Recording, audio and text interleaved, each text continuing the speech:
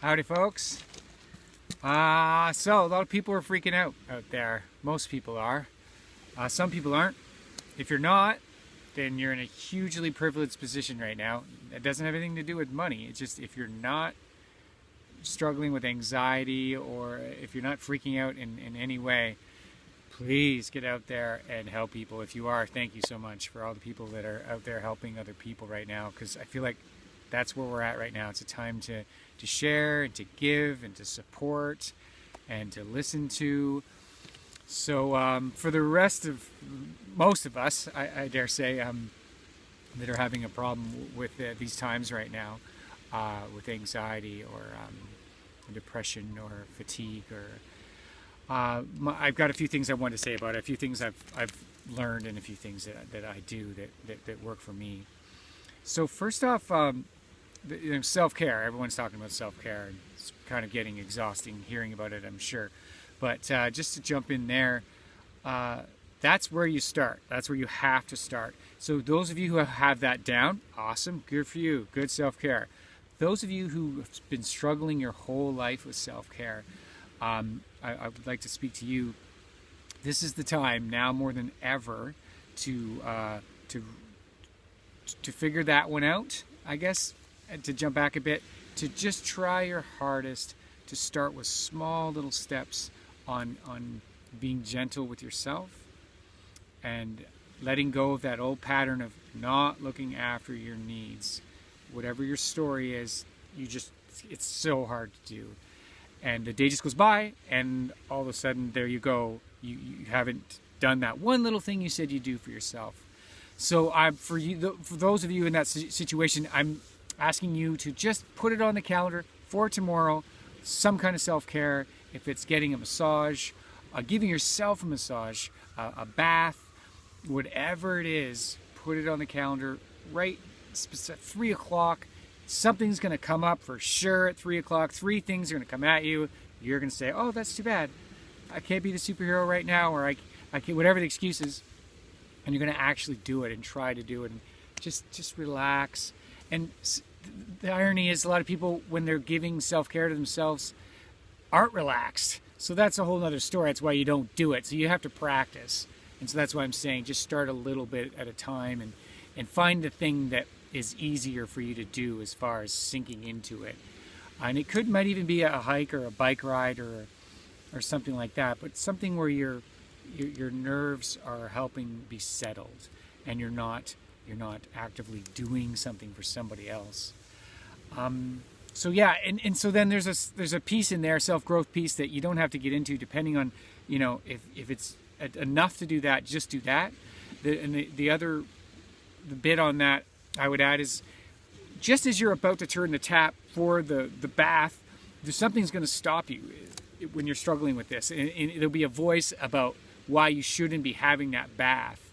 So, or whatever it is. So write that down, is what I'm suggesting, and sort of look at that and have a conversation with that part of yourself that says you don't have time, you don't deserve this bath, you're wasting water, whatever it is. Just listen and take notes. Be like, okay, I'm sure no one's looking, and find out what is going on in your mind that's telling you that you shouldn't be giving yourself this treat, or whatever it is. And then express it in some way. Get creative. Write a poem about it. Write a bunch about it. Talk to friends about it. Get some therapy about it. That specifically, the 3 sentences that say you can't do it, and then the conversation after of why not, and stuff. And so yeah, write a song, a poem, do some artwork.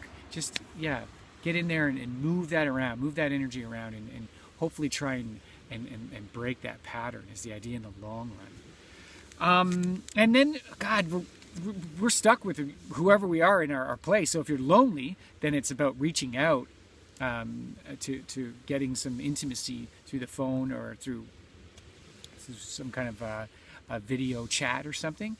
But if you're living with people and things are good, that's great. But if it's challenging, like most of you, you really at this time now need to be as gentle as you can.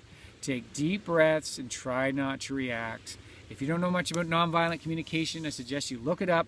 There's just simple steps on, if someone pisses you off, take a deep breath and sit back and try to see what it is that pissed you off, and then at an appropriate time express to them your needs.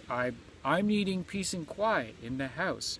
When you play the drums while I'm eating, it causes anxiety for me.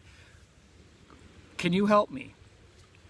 I could not play the drums while you're eating your food. Great! Boom! That's a quick one. But basically that kind of thing. Instead of, you're so ignorant and you're so selfish, and how can you play drums while I'm eating, and all that kind of thing, the projection. So try and stay away from that and just focus more on your needs and expressing them to the person, and ideally at the right time, like I said. And so that's just a little nugget of nonviolent communication, but there's a whole ocean full of advice there that you might want to look at if your communication sucks. And so, yeah, now you're spending more time with your partner or your kids than you ever have in your life, maybe. And so, yeah, get creative about how you spend your time and what you do, and look past the behavior, they say. If your kid's doing something that you kind of don't like, just pump the love anyway.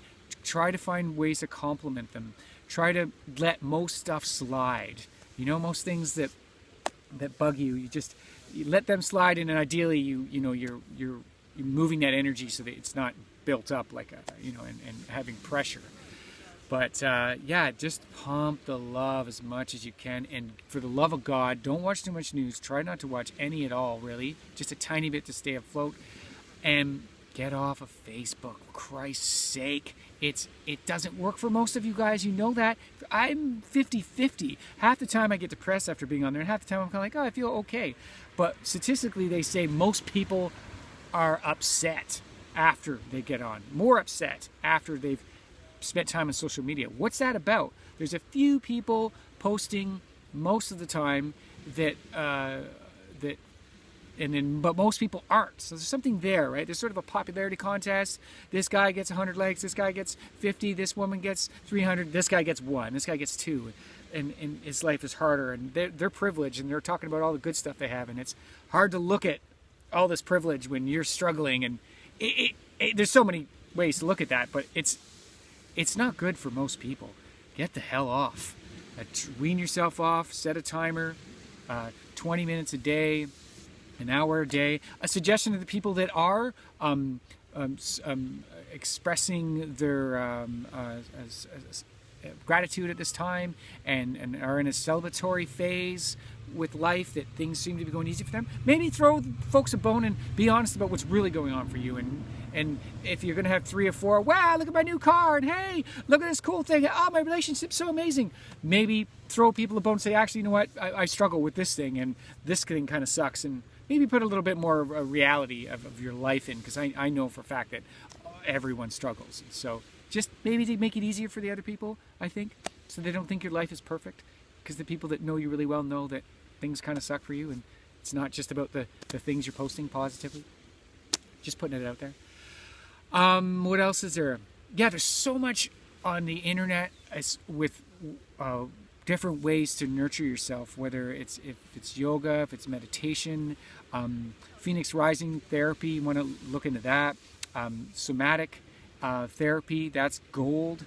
Just find the right person, the right voice, and the right attitude that you can listen to and help you relax.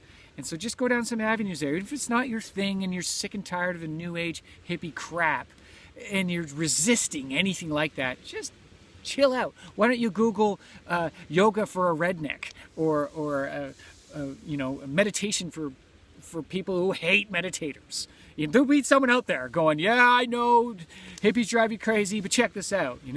Just try and, I don't know, get that going. Anyway, it's gone on way too long now. I probably won't even fit onto a Facebook thing. I hope you're all doing well, and take care of yourselves. Peace.